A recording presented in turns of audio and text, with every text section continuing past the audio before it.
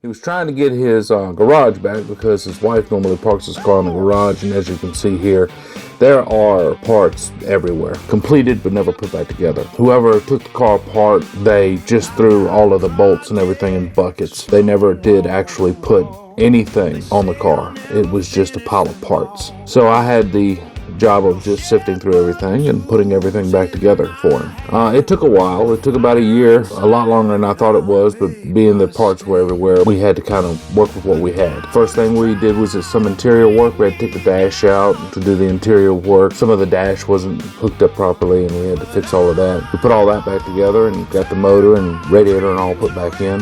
Started to get the chrome back on the car. Trunk wasn't even installed. We installed the trunk, got the doors back on. Sure, I put the passenger side door on, and I left the driver's side off so I could do most of the interior work. That way I wouldn't be bumping up the door and all that good stuff. This is actually after we finished most of the interior work. We started throwing the fender back on, all that good stuff. We get all of the tail lights in, and before long, the car started coming together. And I love seeing a car come together like this. It really, really makes you feel good when you start seeing something that you've worked on start taking shape, and then you start seeing it for the first time.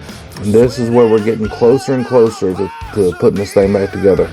We also found that the person that restored the vehicle left out a little bit of a chunk right on the corners of the front window and some on the back window that we had to re-weld and repair. We're putting the floor in, the back seat in, all that good stuff. We threw the front seats in shortly after this.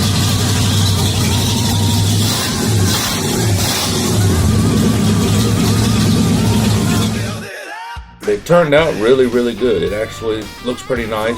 I requested he bring the car to the house once we finally get it running. Unfortunately, he had the transmission built about the same 10 years or so ago. When we started putting this thing together, it was really, really heartbreaking because he couldn't drive it because the transmission wouldn't shift out of first. It'd go to third, but it wouldn't go to second. And I would like to close this video with this. This is what We Can Fix It stands for. It is determination.